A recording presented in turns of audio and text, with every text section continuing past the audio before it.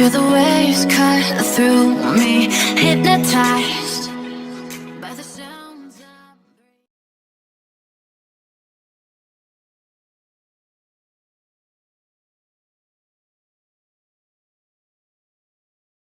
Nasa ilalim ngayon ng General Community Quarantine with heightened restrictions ang Ilocos Sur. Pumapalo kasi sa 100 ang naitatalang kaso sa lalawigan kada araw. Nakapagtala at nagkaroon pa ng local transmission ng Delta at Alpha variant sa lugar. Pero mahirap po iwasan po yung yung A4 po, yung tinatawag po natin na essential workers. Sila po kasi yung labas-pasok dito sa probinsya. At kahit po may test, syempre hindi naman po natin natetest yan araw-araw. Kaya yun ang nakikita namin problema, yung mga A4s po na pumapasok sa Ilocos Sur.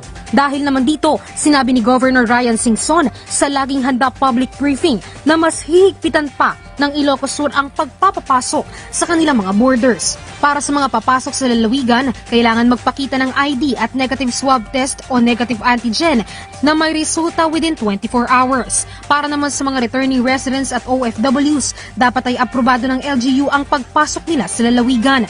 At para sa mga A4, kailangan bago makapasok ng Ilocos Sur, kapag nanggaling sa ibang probinsya, ay sumailalim muna sa testing kada pasok. Naniniwala pa rin naman ang LGU na bakuna pa rin ang sagot para mapabilis ang pagbaba ng kaso sa lugar, kaya humingi na sila ng karagdagang doses ng COVID-19 vaccines. Nung nakausap po si Secretary Godbless at ni Senator Bongo, sila po nag-facilitate na nakatanggap na rin po kami ng 60,000 doses just this week para lang po mapabilis yung pag-roll out ng bakuna. Samantala, ayon naman sa Department of Health, nakikita nilang mabisa ang mga bakuna sa bansa laban sa Delta variant. Most of these individuals na talagang naapektuhan po nitong Delta variant sa ibang bansa, hindi mga bakunado. So yan lang po ay nagpapakita na kailangan po natin ng bakuna para tayo ay maprotektahan against severe illness. Pero tiniyak ng ahensya na nakahanda na sila pagdating sa mga gamit, gamot, expansion ng mga ospital para sa COVID-19 beds at iba pang kinakailangan ngayong may kumpirmado ng transmission ng Delta variant sa bansa. Luisa Erispe, para sa Bayan. Samantala, batay sa pinakahuling datos ng Department of Health, 6,778 ang mga bagong gumaling mula sa COVID-19, kaya naman 1,461,749 na ang kabuang bilang ng COVID-19 recovery sa bansa. 6,260 naman ang bilang ng mga bagong kaso, kaya umakyat na sa 1,543,281 ang total number of cases. Nasa 54,401 ang bilang ng mga aktibong kaso, habang 241 naman ang namatay, kaya 27,131 na ang COVID-19 related deaths sa bansa. Kinumpirma ng Bacoor City LGU ang COVID-19 Delta variant sa lungsod. Agad naman nagpulong ang Task Force on COVID-19 ng lungsod at isinailalim sa lockdown ang dalawang subdivision. Binawalan na ang mga bisita sa lugar kahit pa mga kamag-anak ng mga pamilyang nasabing subdivision.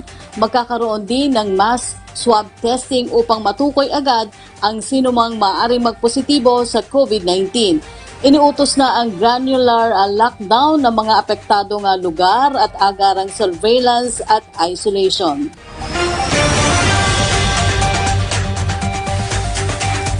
Abot kamay na ng pamahalaan ng target na makapagbakuna ng kalahating milyong Pilipino kada araw upang mabilis na makamit ang population protection kontra COVID-19. Ayon sa National Task Force Against COVID-19, kamakailan ay naitala ang mahigit sa 472,000 jobs ang naisagawa sa isang araw lamang.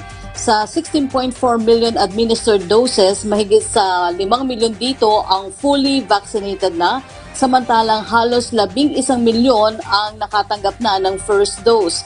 Sa nasabing bilang, mahigit 6 na milyon dito ang kabilang sa A2 at A3 priority list.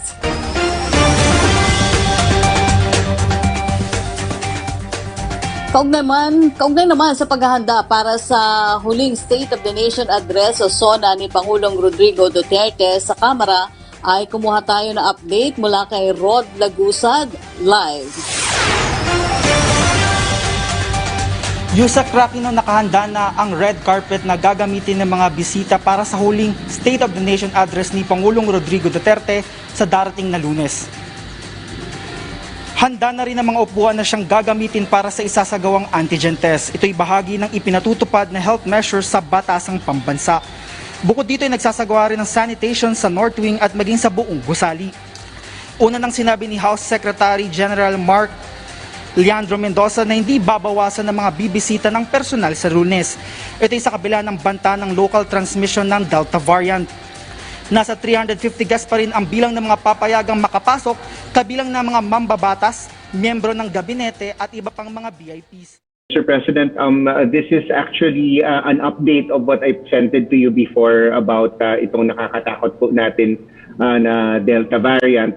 We know more about it now, and what we are seeing is continuing to be scary. We call Delta the fastest and the fittest virus po na na-produce ng COVID-19.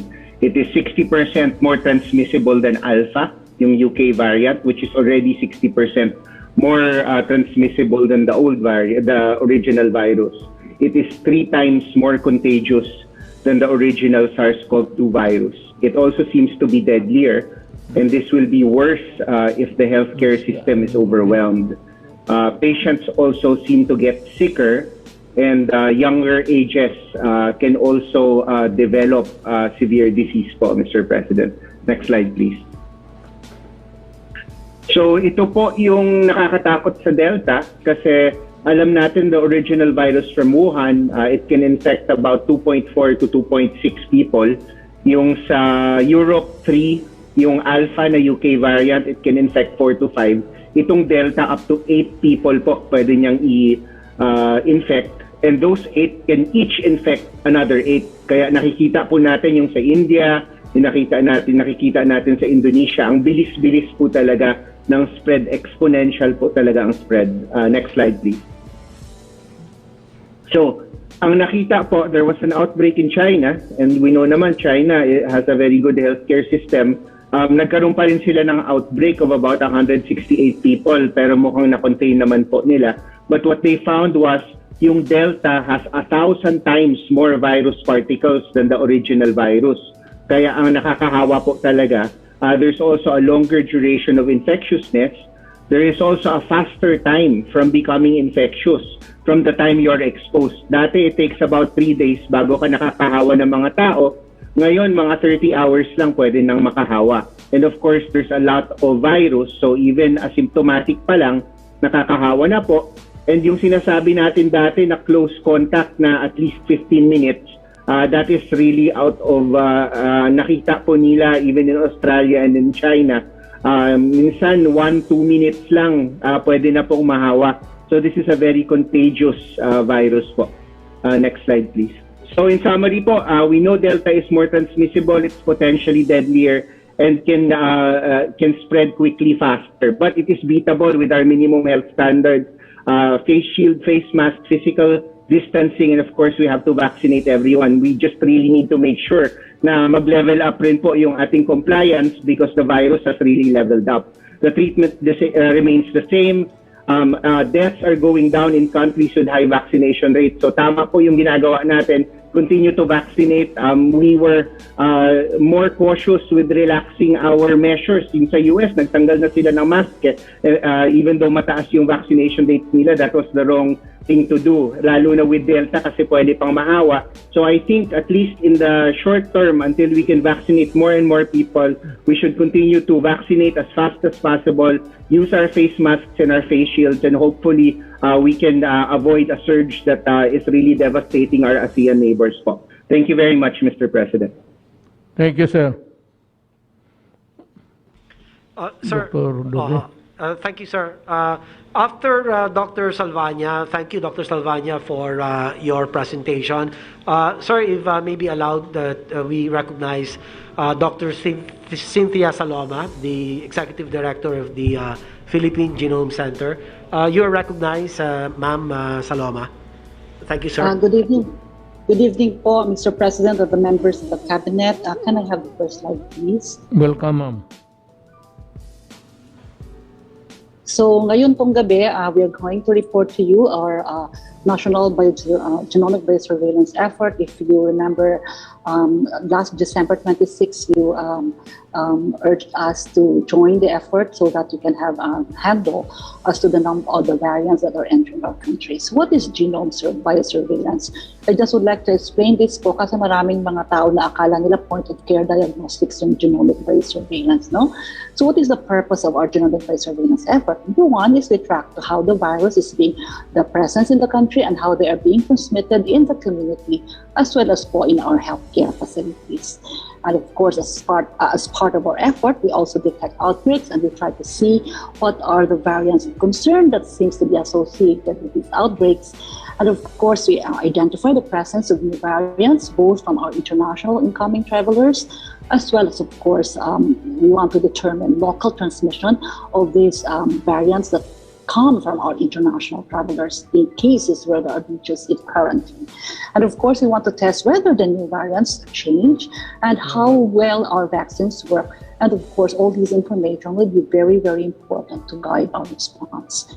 Sir, we will just have the third and last presentation before the cabinet members may want to ask, and Mr. President, they will be answering your questions, but perhaps it's best that we complete the presentation. One last presentation na lang po, maiksi lang po ito, kay Dr. Ana Ong Lim of the Technical Advisory Group.